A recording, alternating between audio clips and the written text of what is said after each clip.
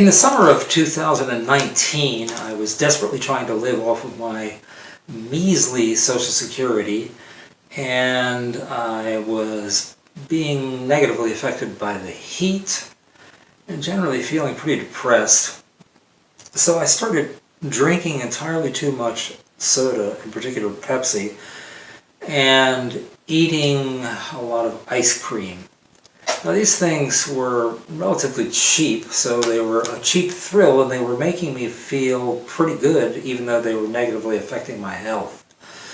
So what happened is that I started having symptoms of diabetes type 2. In particular, I was having extreme muscle spasms, Charlie horses, which I'd had my whole life, but I might have a Charlie horse once or twice a year, if even that much. Now I was having them all day long,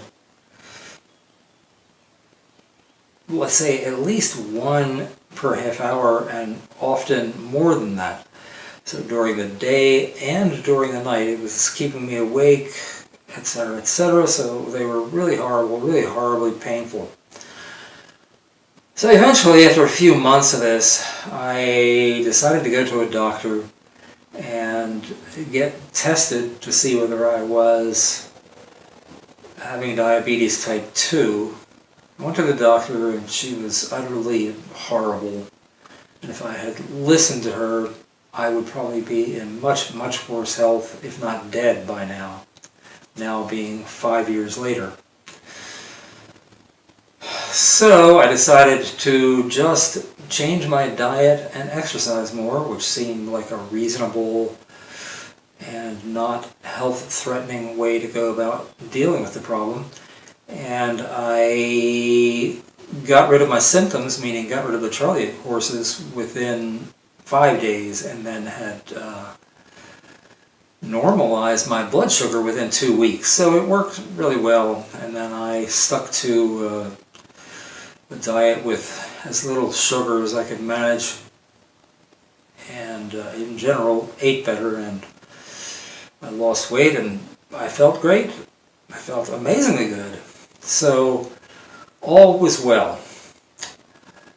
But gradually I started missing the sugar rush more and more, and figuring that my pancreas had probably recuperated to a major extent, I would allow myself to have sugar when I would go out, for example, to the drive-in movies. I'd have a Pepsi, etc., etc. So I was also in the meantime looking for an artificial sweetener that might not be as egregious as sugar is, and I rejected all of them except for stevia, which I would have with my coffee. And even though the caffeine of the coffee combined with stevia was probably not that bad, not that good for me rather, it wasn't really that great either, although I didn't actually have any bad side effects from the coffee, that I noticed at least. Anyway, sometime this year, which is 2024, I discovered a lemonade that was touted as 0 sugar, and even though I knew that just meant that they were using a artificial sweetener that probably wasn't any good, I decided to taste it because I was sort of desperate for a drink that would make me feel a little bit more exuberant about life, partially because I'm back to where I was at in 2019. The heat is getting to me. I have almost no money, etc., etc. So I discovered this 0 sugar lemonade, and I tasted it and I loved it. But the thing that was perhaps a warning sign about it is that I loved it too much. In other words, it was like something like cocaine. It was something that when I drank, I wanted more of it. It tasted so good. But because I was enjoying the feeling of feeling that good, I was drinking more and more of it. And finally I looked at the extremely small print and saw that it contained aspartame. Now, I had read an investigative journalism article by Alex Constantine about 28 years before about aspartame, which had kept me from consuming it since that time because I found the article to be intelligent and convincing. Now, there are probably fact jokers to this day that would poo-poo the article as ridiculous, conspiracy theory, etc., but it seemed to me that it was very well researched. It had many end notes which showed the sources for the information that it was based on, etc., etc. So, I stopped drinking the zero sugar lemonade, but I had saved the bottles, and I decided to paint over the bottles everywhere except where the word aspartame was, and to use them in making a mobile that's based on the molecular structure of aspartame, and to then use as a soundtrack for the movie of the making of this mobile my reading the Constantine article, which is called The Swirl and the Swastika. Hence this movie. I'm going to read a chapter from Psychic Dictatorship USA by Alex Constantine, published by Feral House Press. I read this a long time ago, and I don't really know what I think of it now, but I remember that at the time I thought it was convincingly researched. The chapter that I'm going to read is called The Swirl and the Swastika, NutraSweet and the Military Medical Industrial Complex. The medical industrial complex has been of great interest to me over the last 4 years since the time of the what I call the quarantine. At the time, it wasn't really of that much interest to me exactly. I didn't usually use artificial sweeteners. Now I use them more often. Anyway, The Swirl and the Swastika, NutraSweet and the Military Medical Industrial Complex. I recognize my two selves, a crusading idealist and a cold, granitic believer in the laws of the jungle. Edgar Monsanto Queenie, Monsanto Chairman, 1943 to 63, The Spirit of Enterprise, 1934. The FDA is ever mindful to refer to aspartame, widely known as NutraSweet, as a food additive, never a drug. A drug on the label of a Diet Coke might discourage the consumer. And because aspartame is classified a food additive, adverse reactions are not reported to a federal agency, nor is continued safety monitoring required by law.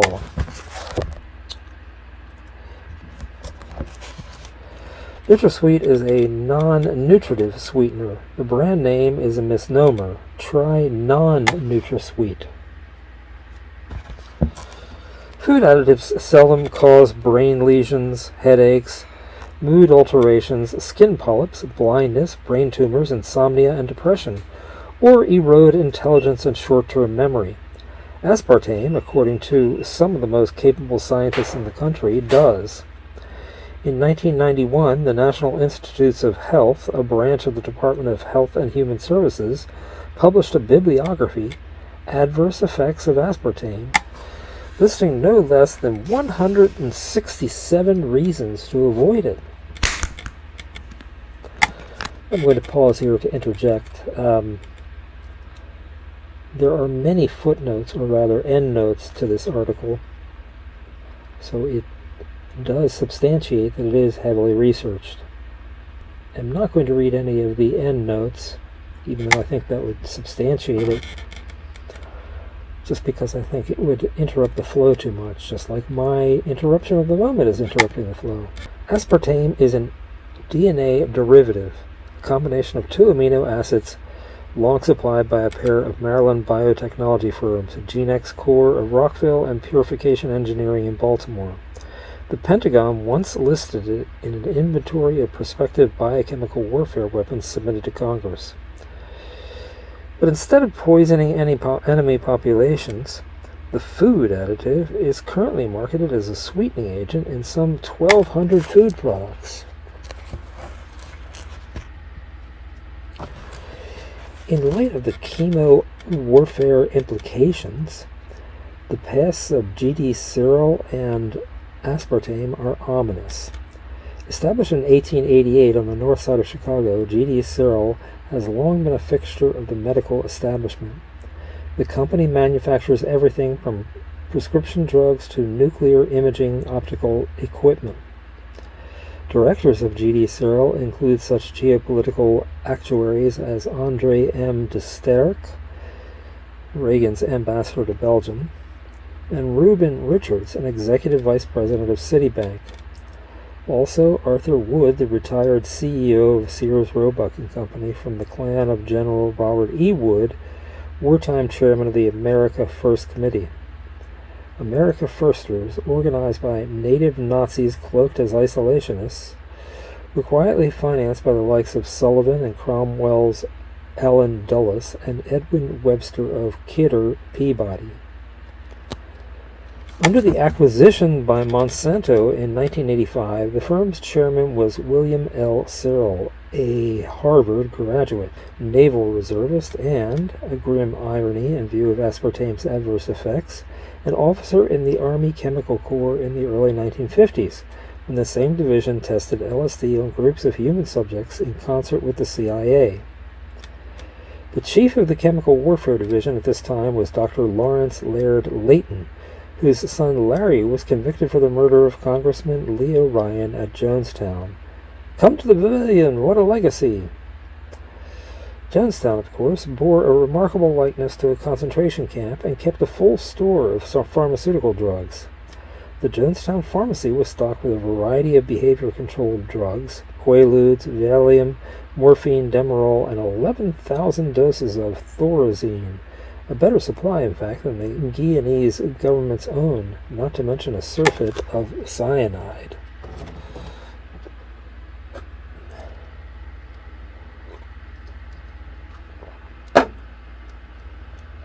Oh, yeah. Dr. Layton was married to the daughter of Hugo Philipp, a German banker and stockbroker representing the likes of Siemens and Halsk, the makers of cyanide for the final solution, and LG Farben, the manufacturer of a lethal nerve gas put to the same purpose. Dr. Layton, a Quaker, developed a form of purified uranium used to set off the Manhattan Project's first self-sustaining chain reaction at the University of Chicago in 1942 by his wife's German-born uncle, Dr. James Frank. At Dugway Proving Ground in Utah, Dr. Layton concentrated his efforts, as did L.G. Farben, on the development of nerve gases. Dr. Layton later defended his participation in the Army's chemical warfare section. You can blow people to bits with bombs, you can shoot them with shells, you can atomize them with atomic bombs, but the same people think there's something terrible about poisoning the air and letting people breathe it. Anything having to do with gas warfare, chemical warfare, has this taint of horror on it, even if you only make people vomit. Nazis and chemical warfare are recurring themes in the aspartame story. Currently, the chief patent holder of the sweetener is the Monsanto company based in St. Louis. In 1967, Monsanto entered into a joint venture with LG Farben Fabriken, the aforementioned financial core of the Hitler regime and the key supplier of poison gas to the Nazi racial experimentation program. After the Holocaust, the German chemical firm joined with American counterparts in the development of chemical warfare agents and founded the Chemagro Corporation in Kansas City, Missouri, a front that employed German and American specialists on behalf of the U.S. Army Chemical Corps. Dr. Otto Bayer, LG's research director, had a binding relationship with Monsanto chemists. In the post-war period, Dr. Bayer developed and tested chemical warfare agents with Dr. Gerhard Schrader, the Nazi concoctor of Taban, the preferred nerve gas of the SS. Dr. Schrader was also an organophosphate pioneer and tested the poison on populated areas of West Germany under the guise of killing insects. Schrader's experiments reek suspiciously of the ongoing aerial application of malathion, developed by Dr. Schrader, a recruit of the U.S. Chemical Warfare Service when Germany surrendered, in present-day Southern California. Another bridge to LG Pharma was Monsanto's acquisition of American Viscose, long owned by the England's Courtauld family. As early as 1928, the U.S. Commerce Department issued a report critical of the Courtaulds' ties to LG Pharma and the Nazi Party. Incredibly, George Courtauld was handed an appointment as Director of Personnel for England's Special Operations Executive, the Wartime Intelligence Service, in 1940. A year later, with the exhaustion of British military financial reserves, American Viscose, worth $120 million, was put on the block in New York. The desperate British Treasury received less than half that amount from the sale, brokered by Sigmund Warburg, amongst others. Monsanto acquired the company in 1949. The Nazi connection to Monsanto crops up again on the board of directors with John Reed, a former crony of Putzi Hanftengel, a Harvard-bred emigre to Germany who talked Hitler out of committing suicide in 1924 and contributed to the financing of Mein Kampf. Reed is also chairman of Citibank and long a confederate of the CIA. According to a lawsuit filed by San Francisco attorney Melvin Belli, Reed was an instigator with Ronald Reagan, James Baker, and Margaret Thatcher of the Purple Ink document, a plan to finance CIA covert operations with wartime Japanese gold stolen from a buried Philippine hoard. Other covert warfare connections to Monsanto include Dr. Charles Allen Thomas, chairman of the Monsanto board in 1960 to 65. Dr. Thomas directed a group of scientists during World War II in the refinement of plutonium for use in the atomic bomb. In the post-war period, Monsanto operated Tennessee's Oak Ridge National Laboratories for the Manhattan Project. Manhattan gestated with the Oak Ridge Institute for Nuclear Studies, where lethal doses of radiation were tested on 200 unwary cancer patients, turned them into nuclear calibration devices gratis the AEC and NASA until 1974. Nazi scientists and a 7,000-ton stockpile of uranium were delivered to the project by its Security and Counterintelligence Director, Colonel Boris Pash, a G2 designate to the CIA's Bloodstone program, and the Eminence Grise of PB-7, a clandestine Nazi unit that, according to State Department records, conducted a regimen of political assassinations and kidnappings in Europe and the Eastern Bloc. Granitic Believers. G.D. Searle, the pharmaceutical firm that introduced NutraSweet, worked symbiotically with federal and congressional officials, bribed investigators when violations of law were exposed, anything to move aspartame to market. As far back as 1969, an internal Swirl strategy memo concluded the company must obtain FDA approval to outpace firms competing for the artificial sweetener market. Another memo in December 1970 urged that FDA officials were to be brought into a subconscious spirit of participation with Swirl. To that end, with enormous profits at stake, the pharmaceutical house set out on a long struggle to transform the Pentagon's biochemical warfare agent into the taste Mother Nature intended. The official story is that aspartame was discovered in 1966 by a scientist developing an ulcer drug, not a food additive. Supposedly, he discovered, upon carelessly licking his fingers, that they tasted sweet. Thus was the chemicals industry blessed with a successor to saccharin, the coal tar derivative that foundered 8 years later under the pressure of cancer concerns.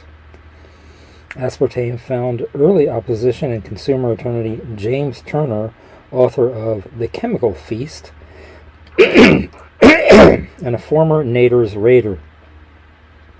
At his own expense, Turner fought approval for 10 years, basing his argument on aspartame's potential side effects, particularly on children. His concern was shared by Dr. John Olney, professor of neuropathology and psychiatry at Washington School of Medicine in St. Louis. Dr. Olney found that aspartame, combined with MSG seasoning, increased the odds of brain damage in children. Other studies have found that children are especially vulnerable to its toxic effects, a measure of the relation between consumption and body weight. The FDA determined in 1981, when the sweetener was approved, that the maximum projected intake of aspartame is 50 milligrams a day per kilogram of body weight. A child of 66 pounds would consume about 23 milligrams by imbibing 4 cans of Diet Coke. The child might also conceivably down an aspartame-flavored snack or two, nearing the FDA's projected maximum daily intake. Dr. William Partridge, a professor of neuroendocrine regulation at MIT, told Common Cause in August 1984 that it wouldn't be surprising if a child confronted with aspartame containing iced tea, chocolate milk, milkshakes, chocolate pudding, pie, Jell-O, ice cream, and numerous other products consumed 50 milligrams in a day. Internally, aspartame breaks down into its constituent amino acids and methanol, which degrades into formaldehyde. The FDA announced in 1984 that no evidence has been found to establish that the methanol byproduct reaches toxic levels, claiming that many fruit juices contain higher levels of the natural compound. But Medical World News had already reported in 1978 that the methanol content of aspartame is 1,000 times greater than most foods under FDA control. NutraSweet, the good stuff of sentimental adverts, is a truly insidious product. According to independent trials, aspartame intake is shown by animal studies to alter brain chemicals affecting behavior. Aspartame's effects on the brain led Richard Wertman, an MIT neuroscientist, to the discovery, as recorded in the New England Journal of Medicine, number 309, 1983, that the sweetener defeats its purpose as a diet aid, since high doses may instill a craving for calorie-laden carbohydrates. One of his pilot studies found that the NutraSweet carbohydrate combination increases the sweetener's effect on brain composition.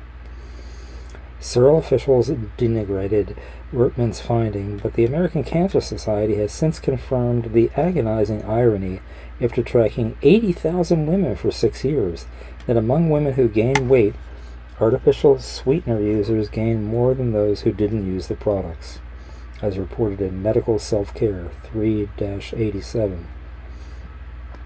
Since his battle with G.D. Searle, Wertman founded Interneuron Pharmaceuticals Incorporated, the producer of a sports drink that enhances athletic performance, and a weight loss drug marketed in over 40 countries. Wertman's share of the company, established in 1989, was worth $10 million by 1992. Even more daunting are the findings of Dr. Paul Spear, neuropsychologist at Boston's Beth Israel Hospital, that aspartame use can depress intelligence. For this reason, he selected experimental subjects with a history of consuming it, but unaware that they might be suffering ill effects. The subjects were given NutraSweet in capsules of the FDA's allowable limit. Spears was alarmed to discover that they developed cognitive deficits. One of the tests required recall of square patterns and alphabetical sequences, becoming increasingly more difficult. The test is challenging, but most people improve as they learn how it is done. The aspartame users, however, did not improve. Some frankly showed a reverse pattern, Spears reported.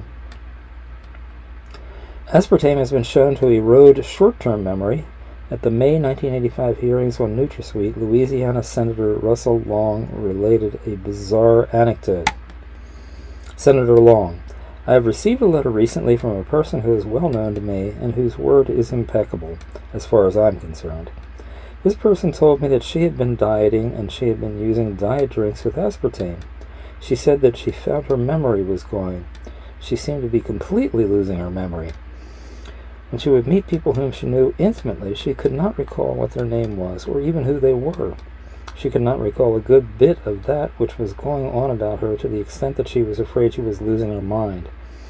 In due course, someone suggested that it might be this NutraSweet, so she stopped using it, and her memory came back, and her mind was restored.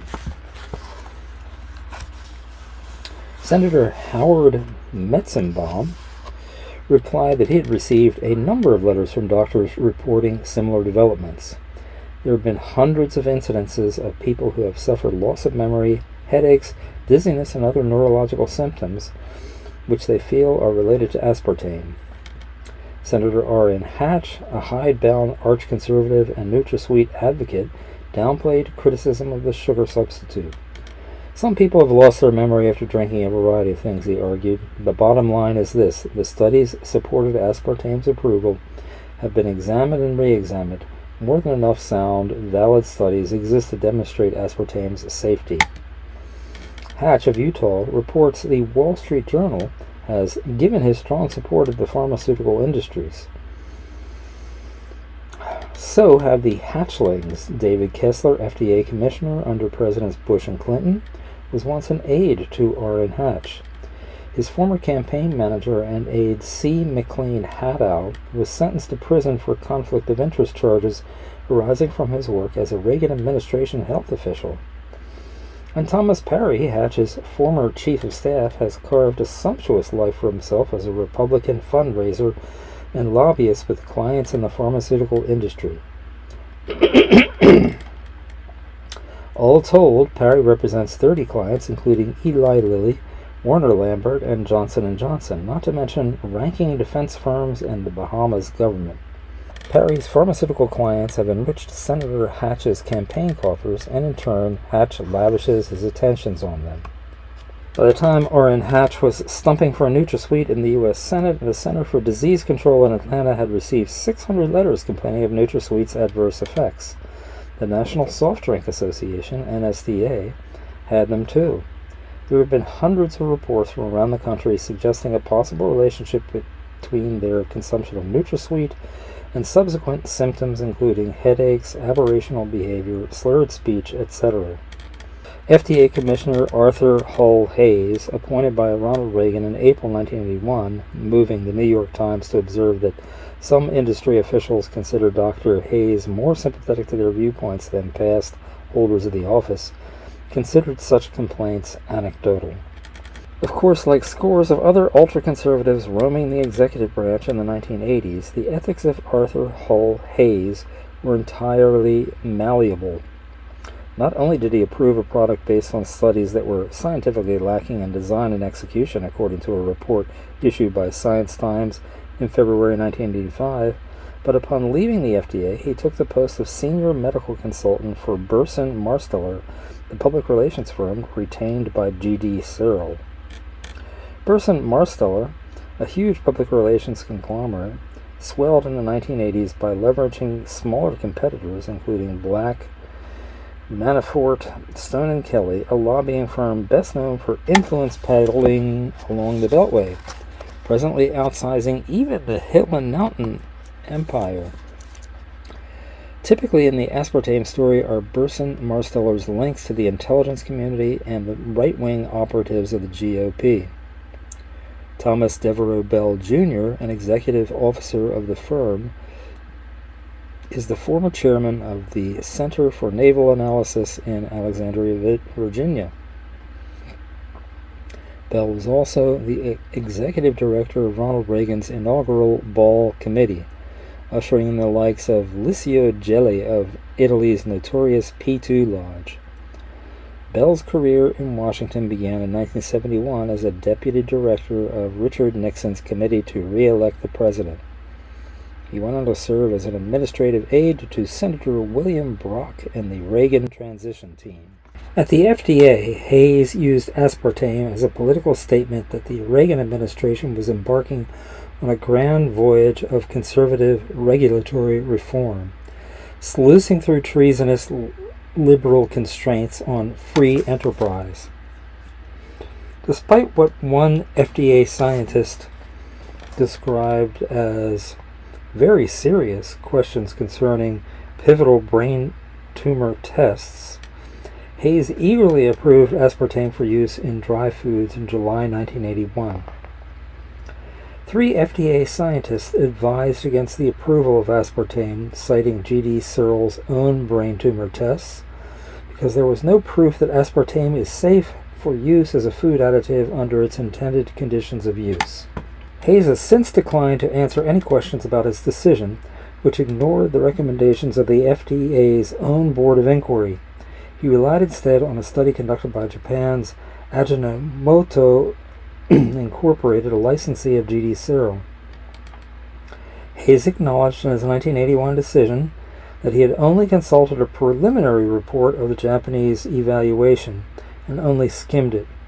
More serious, Hayes violated federal law by basing approval on the Japanese test, as it had not been reviewed by the FDA board. Who is Arthur Hall Hayes? He was no disinterested bureaucrat. True to the biochemical theme of the aspartame story, Dr. Hayes served in the Army Medical Corps in the 1960s. According to the Washington Post, Hayes was assigned to Edgewood Arsenal at Fort Detrick, Maryland, the Army's chemical warfare base of operations. One of a number of doctors who conducted drug tests for the Army on volunteers to determine the effect of a mind-disorienting drug called CAR 301,060. According to a declassified 1976 report prepared by the Army Inspector General, Hayes had planned a research study to develop the mind-altering CAR 301,060 as a crowd control agent. In 1972, Hayes left Edgewood Arsenal, and a new plan for the experiments was drawn up by Edgewood physicians. The 1976 report notes that similar tests had been conducted before Hayes took charge. Also at the center of the effort to land FDA approval of NutraSweet stood Donald Rumsfeld, Rummy to his friends, chairman of G.D. Searle upon leaving the Ford administration in 1977. Rumsfeld, the product of a wealthy Chicago suburb, was a Princeton graduate and a Navy pilot during the Korean conflict. He entered politics as a Congressional House aide, attending night classes at Georgetown University Law School, which is closely aligned with the CIA. Rumsfeld campaigned ambitiously for Richard Nixon, who drafted him to direct the Office of Equal Opportunity on May 26, 1969. He quickly established an office to spy on his employees in a holy crusade to flush out revolutionaries, said to be granting federal funds to politically subversive organizations, a throwback to McCarthy's tantrums. Rumsfeld also figured in Nixon's notorious power control group, spearheaded by Charles Colson and John Ehrlichman. Gerald Ford named Rumsfeld Executive Chief of Staff upon the resignation of Al Haig. In 1986, he was named chairman of the Institute for Contemporary Studies, a neoconservative think tank, read propaganda mill, established in 1972 by Edwin Meese and Caspar Weinberger. ICS has sponsored such opinion-shaping projects as a study of expansions in entitlement programs and their erosive effects on the economy, and a book on the uses of coercion by communist regimes. Rumsfeld, at 43, became the country's youngest Secretary of Defense. For many years, he has been a vocal proponent of chemical weapons. He is chairman of the Rand Corps. In 1988, he dropped a presidential bid and was named a VP of Westmark Systems, led by past CIA Director Bobby Ray Inman. Rumsfeld was one of Westmark's founding directors. He shared the board with Joseph Amato, a former vice president at TRW and a colleague of Inman's at the National Security Agency, and Dale Frey, chairman of the General Electric Investment Corps. Rumsfeld, a veteran political operative, was an adept at the vulgar art of public relations. He was recruited by G.D. Searle because he had a Boy Scout image, according to one company official. A House politician was precisely what Swirl needed to compensate for the damage done by independent researchers concerned about the toxic effects of aspartame.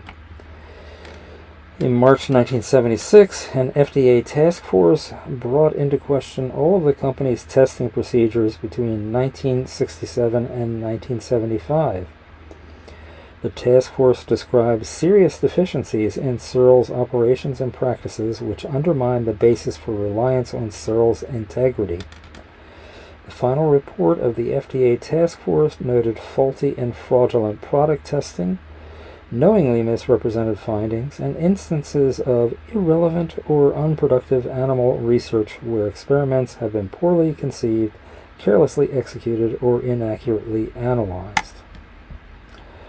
Richard Merrill, the FDA's chief counsel, petitioned Samuel K. Skinner, U.S. Attorney for the Northern District of Illinois, for a grand jury investigation of Swirl's willful and knowing failure to submit required test reports, and for concealing material facts and making false statements in reports on aspartame submitted to the agency.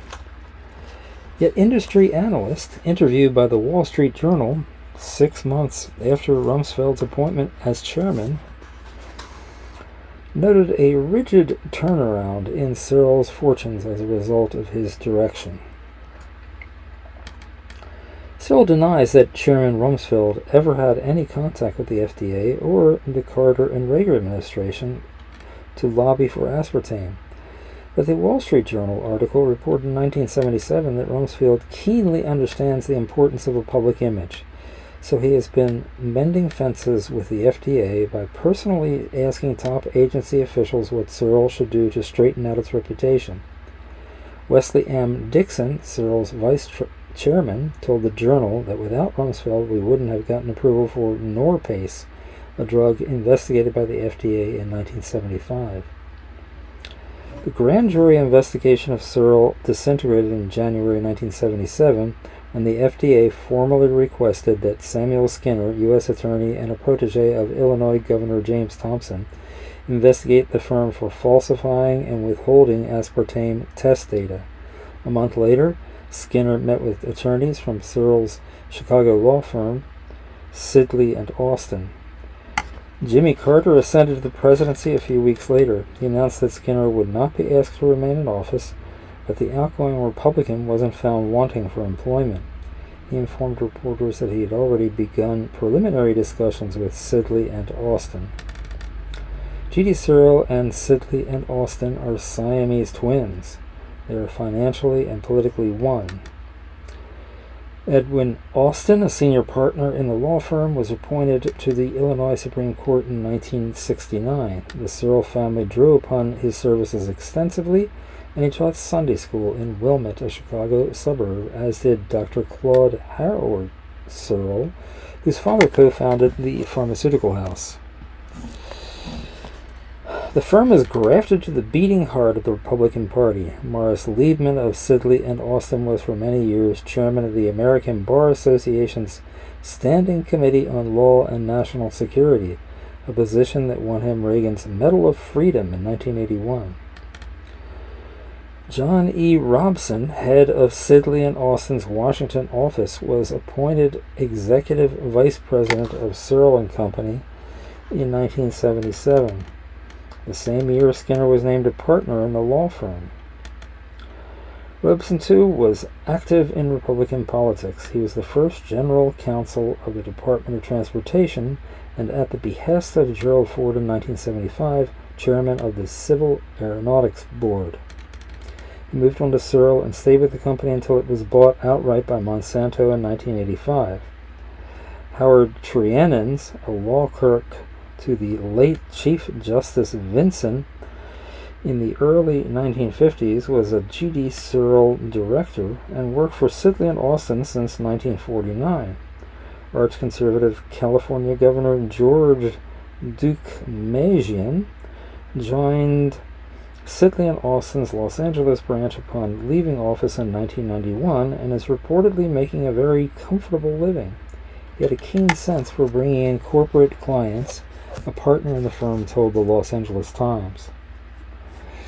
many of them past contributors to his campaign fund.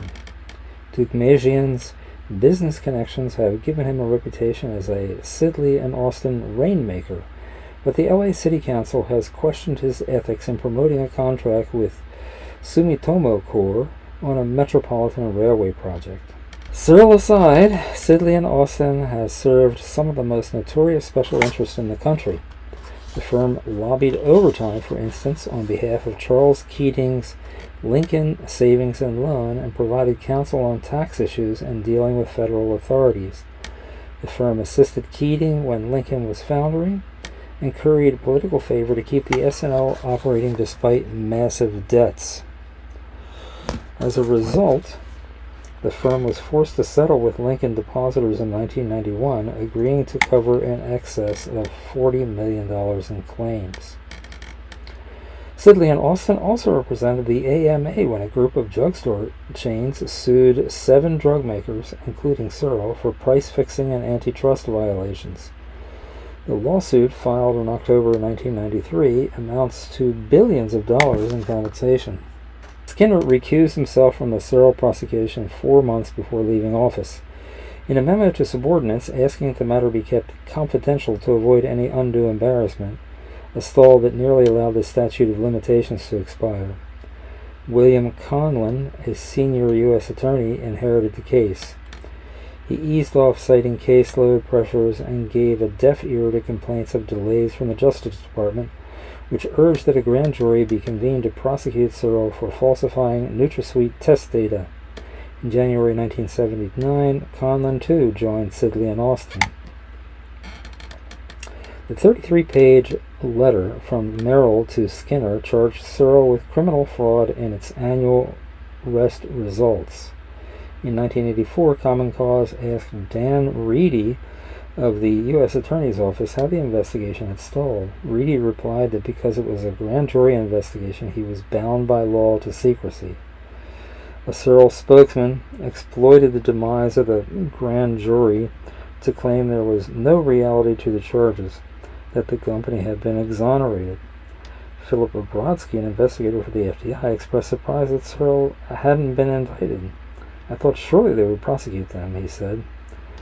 11 years later, Senator Metzenbaum issued a press release charging Skinner with stalling the criminal investigation as he prepared to leave office. Metzenbaum and his staff demanded an FBI investigation of Skinner's mishandling of the case.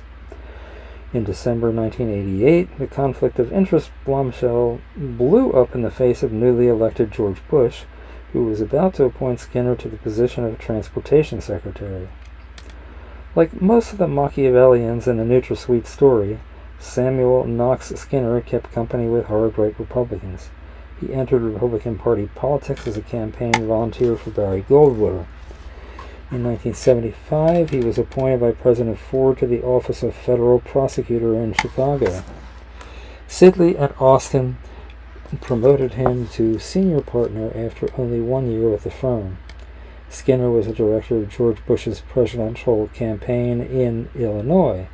On occasion, he was berated for his involvement with the state's Republican apparatus. In 1987, for example, the Chicago Sun-Times linked him with a circle of lawyers close to Governor Thompson, who were awarded lucrative assignments handling the financial affairs of financially crippled insurance companies.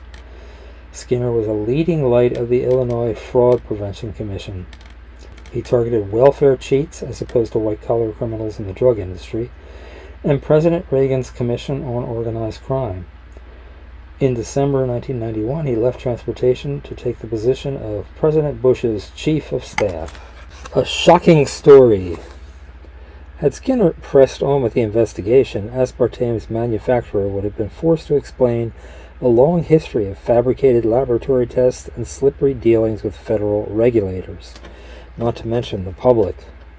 Dr. Alexander Schmidt, a former FDA commissioner, said of the original Aspartame task force investigation, "What was discovered was reprehensible, incredibly sloppy science." A 1980 public board of inquiry opined that the company's testing procedures were bizarre. Swirl's decision to market aspartame culminated with the falsification of test results to obtain FDA approval. In November 1969, officials of the firm hired Dr. Harry Weissman, a researcher for the University of Wisconsin, to test for brain damage in rhesus monkeys. 7 monkeys were fed aspartame for periods up to 1 year. In the end, though, the evaluation flopped because the technicians failed to perform the intelligence tests and autopsies required to determine brain damage. When questioned about the false data by the FDA, Swirl officials claimed to have had no direct control over the study. But the protocol for the study was written by a Swirl pathologist after it had begun. And according to Dr. Gross, frequent high-level communications took place between Swirl executives and Dr. Weissman prior to and during the study. To make matters worse, Dr. Weissman died in March 1971 in mid-study. Swirl submitted the toxicity test to the FDA on October 12, 1972. It bore Dr. Weissman's name as co-author. Richard Merrill noted Dr. Weissman was the expert in the field and his name would carry great weight, but complained to Skinner that Swirl took great literary license in drafting the report, which covers up the admitted inadequacy of the design, control, and documentation of his study. Swirl submitted some 150 test reports, yet Dr. Martin Freeman of the FDA Bureau of Drugs noted in a 1973 memo, the information provided is inadequate to permit an evaluation of the potential toxicity of aspartame. The FDA task force set up by Dr. Schmidt in 1975 reviewed 25 studies on 7 products manufactured by GD Swirl, a total of 500 pages and 15,000 exhibits. Swirl was held to be the author of reports that the FDA believes contain false information and concealed facts resulting from having drafted Dr. Weissman's pilot monkey study so that it would appear to be a valid, thorough scientific study and not a forgery. In 1975, Swirl submitted a battery of cancer test results entitled the Willigan Report, which contained a statistical table that excluded 4 malignant mammary tumors detected by Dr. Willigan and incorporated in his data. The malignancies were made to appear benign. Swirl dismissed the misrepresentation as a computer programming error undetected by supervising statisticians. Dr. Gross interviewed all concerned with the tests. He concluded in a statement to Metzenbaum's committee in August 1985 that to accept the Swirl explanation is to believe that the unfavorable mammary malignancy data were innocently omitted from the summary table 4 separate times by 3 different individuals. The Weissman and Willigan reports were prepared by Swirl Labs, as were 88% of the safety evaluations conducted by 1981. They are typical of the shoddy documentation upon which FDA Commissioner Hayes based his decision that aspartame would not constitute a public health risk. Although 2 members of the 1975 task force considered the tests to be criminal frauds, Hayes and Swirl declared the results valid. In an appeal to Hayes' decision, James Turner said, the entire argument that since the studies are no longer considered fraudulent by FDA, they are therefore scientifically valid is an example of a rhetorical shell game that, if successful, can only bring discredit and ridicule on the FDA. Dr. Gross, the chief scientist on the FDA task force, told the CBS Nightly News staff in January 1984 that Swirl made deliberate decisions to cloak the toxic effects of aspartame. They took great pains to camouflage the shortcomings of the study, Gross said. As I say, filter and just present to the FDA what they wish the FDA to know, and they did other terrible things. For instance, animals would develop tumors while they were under study, while GD Swirl would remove these tumors from the animals, surgically masking the cancerous effects of aspartame. Yet one 1986 New England Journal of Medicine article claimed that non-compulsive aspartame intake has no sinister effects. Dr. Woodrow Monty told CBS, every time a truly impartial team of scientists have looked at NutraSweet, it has been turned down. Dr. Monty, director of the Nutrition Laboratory at Arizona State University, held that these studies show extreme dangers over the long term. Dr. Monti was reported for his comments by a fusillade from the press.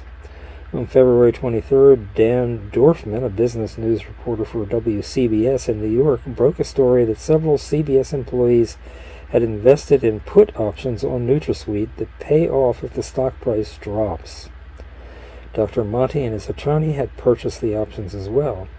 It emerged that the CBS staffers had purchased them on the advice of stock market newsletters printed prior to the nightly news report. The investments were not illegal, nor did they reap a profit.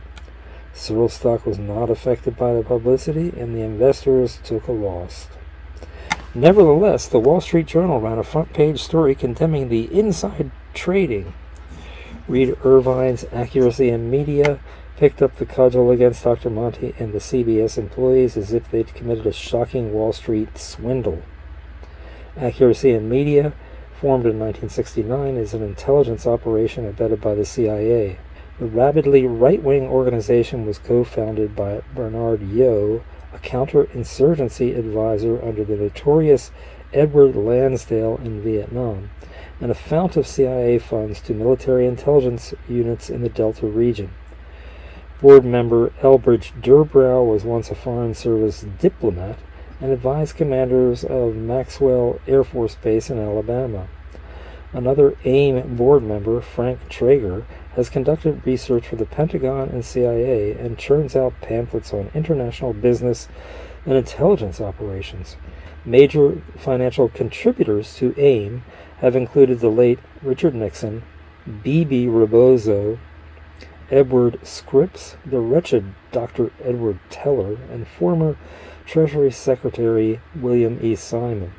Accuracy in Media is a strident advocate of the chemical industry, which provides it with generous funding. The media watchdog has long waged a campaign on behalf of dioxin, denouncing the Agent Orange scare as the creation of delirious anti-business liberals.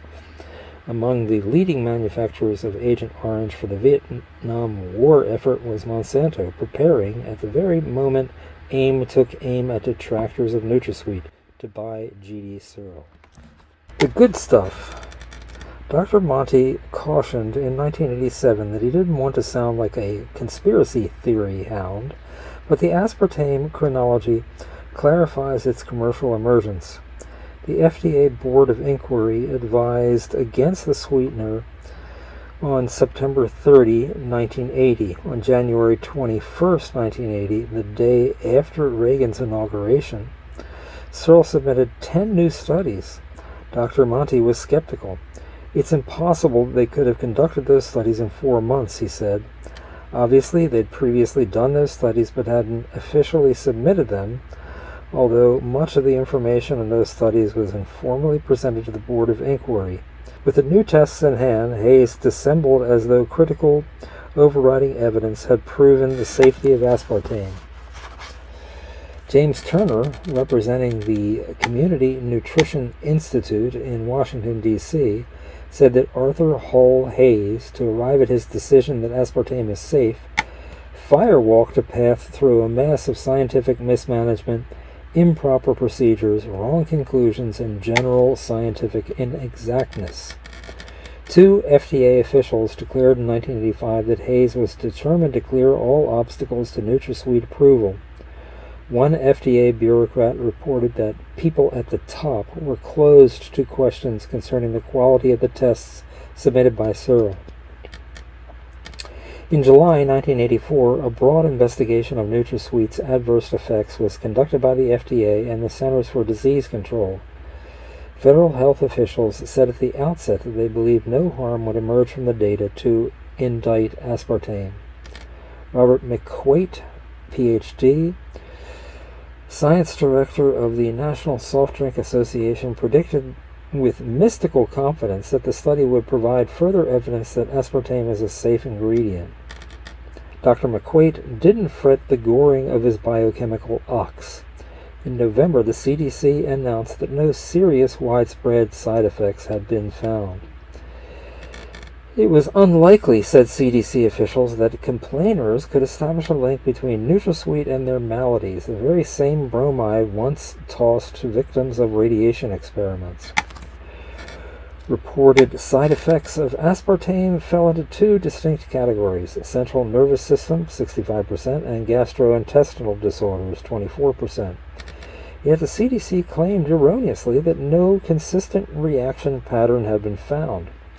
Robert Shapiro, then president of NutraSweet, used the occasion to enthuse that the survey clearly established the safety of the sugar substitute. Nevertheless, the CDC recommended a new set of studies because aspartame users continue to complain of ill effects. Based on the ersatz assurance of the CDC report, PepsiCo announced that it would drop saccharin and begin sweetening its diet drinks entirely with aspartame. The decision would have been approved by Wayne Calloway, then CEO of PepsiCo and a director of the multinational Citicorp, General Electric, and Exxon. In 1983, soda bottlers, organized around Pepsi, had petitioned the FDA for a delay in approval of NutraSweet for soft drinks until further evaluation verified its safety. Interpreted by market analysts as a ploy to drive down the price of the sweetener. They soon abandoned the effort to block approval and all health concerns they might have had. "We believe saccharin is safe," Pepsi USA President Roger Enrico lied, but we wanted the taste improvement. PepsiCo, already drawing on a tenth of Swirl's 7.5 million pound annual production of aspartame, signed an agreement with the GD Swirl to boost purchases a whopping 500%. Like other corporate pushers of aspartame, Pepsi has long maintained ties to the intelligence community. One product of the relationship was a Pepsi plant in Vientiane, Laos, with a laboratory outfitted for heroin production. Alfred McCoy, in The Politics of Heroin in Southeast Asia, documents the efforts of Richard Nixon to promote the plant's construction in 1965, and the CIA's continuing subsidization of the plant. McCoy complained to Pepsi officials that the facilities were but a cover for the importation and refinement of morphine, but it continued to operate unhindered. Yet another report was filed by Reagan's General Accounting Office in July 1987, this one on the FDA's handling of NutraSweet. The GAO concluded that the agency had observed proper procedures and conducted valid studies. But the report noted that the FDA had followed guidelines for food, not drug testing. Despite the recommendation of the agency's own biologists favoring drug tests, which are considerably more stringent, this recommendation was overruled by FDA officials. Another blemish in the study was bared by Dr. Louis Elsis, Director of Medical Genetics at Emory University in Atlanta. "They never ask the right questions about what it does to brain function in humans," he told the Washington Post. Half of the scientists polled expressed reservations about the safety of NutraSweet. 1/5 reported major concerns. Monsanto quibbled in a press release that these critics had themselves never conducted aspartame safety research. A score of independent scientists have. They found side effects. Senator Metzenbaum berated Swirl's flawed and fabricated tests at the August 1, 1985 Senate hearings. The FDA, he said, is content to have the manufacturer of aspartame, GD Swirl, conduct these studies. How absurd. He also faulted the AMA. The Journal of the American Medical Association recently published a report on aspartame which, with some significant disclaimers, stated it was safe for most people. I wish that this report could ease my concerns. It does not. It merely restates the FDA position, which relies solely on the tests conducted by GD Swirl. As I have indicated, these tests are under a cloud. In addition, the concerns raised recently by the scientists were not even included in the report. In defense of the tests, executives of GD Swirl argued that the sweetener has been approved by foreign regulatory agencies and the World Health Organization.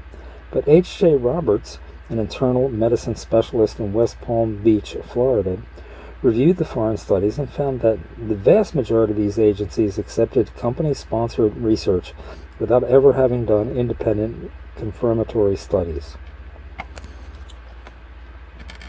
Deficiencies in testing were aggravated by a lack of laboratory training at Swirl. One of the pivotal safety studies involved fetal damage, but the FDA task force found that the medical researcher in charge was inexperienced in conducting studies of this nature and yet given full responsibility. They were appalled to discover that his sole credential was a field study of the cottontail rabbit for the Illinois Wildlife Service. Yet at Swirl, he'd been assigned to laboratory training and supervision. When asked about his curriculum vitae in fetal research, he replied that he'd once attended a seminar on the subject, and the company had provided him with a stack of reference works. Yet J.D. Swirl, in its 1981 annual report, billed itself as a research-based pharmaceutical company. Corporate control of NutraSweet testing continues at Monsanto, torturing the ethics of academic medicine. In August 1987, the University of Illinois, a recipient of Monsanto's largesse, issued a study exonerating aspartame of causing seizures in laboratory animals. Dave Hatton, a safety regulator for the FDA, responded that the study only confirmed the need for testing on humans. At independent labs, he insisted aspartame provoked seizures. Industrial support tends to contaminate test data. Dr. Elsis, in a 1988 letter to the New England Journal of Medicine, advocated unbiased review of clinical research. The NutraSweet company, he said, may have had an interest in protocols that would find that their product had no untoward effects. Monsanto reportedly granted one NutraSweet research a $1.3 million honorarium. The same hired gun, willing to manipulate lab results, will have no qualms publicly defending a tainted pharmaceutical, like the diabetic specialist who objected that a Senate hearing on aspartame, which called him as a witness, might arouse groundless public anxiety. Victims and health activists have attempted in the courts to put a stop to the marketing of NutraSweet, to no avail. In 1985, a coalition of consumer groups were handed a ruling by the Federal Circuit Court of Appeals for the District of Columbia that the FDA had followed proper procedures in approving aspartame for soft drinks. A year later, the Washington Post reported that the Supreme Court refused to consider the case, despite critics' arguments that the product, sold under the brand name NutraSweet, may cause brain damage. Likewise, the medical establishment has thrown up an impenetrable wall to aspartame critics. Dr. Roberts, author of a brief study, Aspartame-Associated Confusion and Memory Loss, a possible human model for early Alzheimer's disease, found it impossible to publish the monograph in a peer-reviewed medical journal. This was peculiar, he thought, considering the increasing magnitude of Alzheimer's disease and the relevance of my observations to newer biochemical findings and avenues of research. He can personally vouch for the enormous difficulty in getting published articles concerning reactions to aspartame products. A trend in censorship with ominous overtones. The options, Dr. Roberts says, are generally limited to burying the findings in a small circulation journal, such as the Bulletin of a County Medical Society, reporting the results as a letter to the editor, or unfortunately most often discarding the project. Silence surrounds the most odious conspiracies.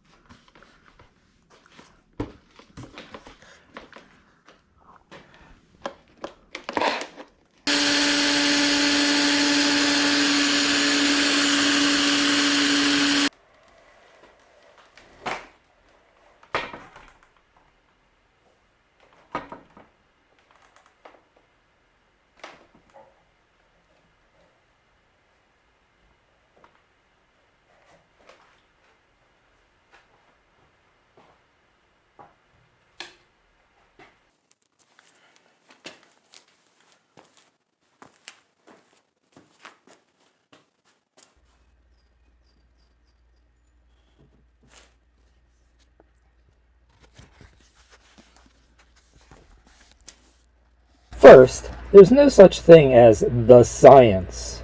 By that I don't mean that there is no such thing as science. I mean that there is no such thing as a monolithic scientific community opinion in which everyone's in agreement. Scientists, after all, are people first and foremost, and have the same foibles and varieties that other people do. Even if there's an agreement about what constitutes scientific method, and even if an application of that method to a particular subject yields similar results from a multitude of sources, it doesn't mean that there can't be underpinning problems with axioms and/or distortions of data based on ulterior motives, etc., etc.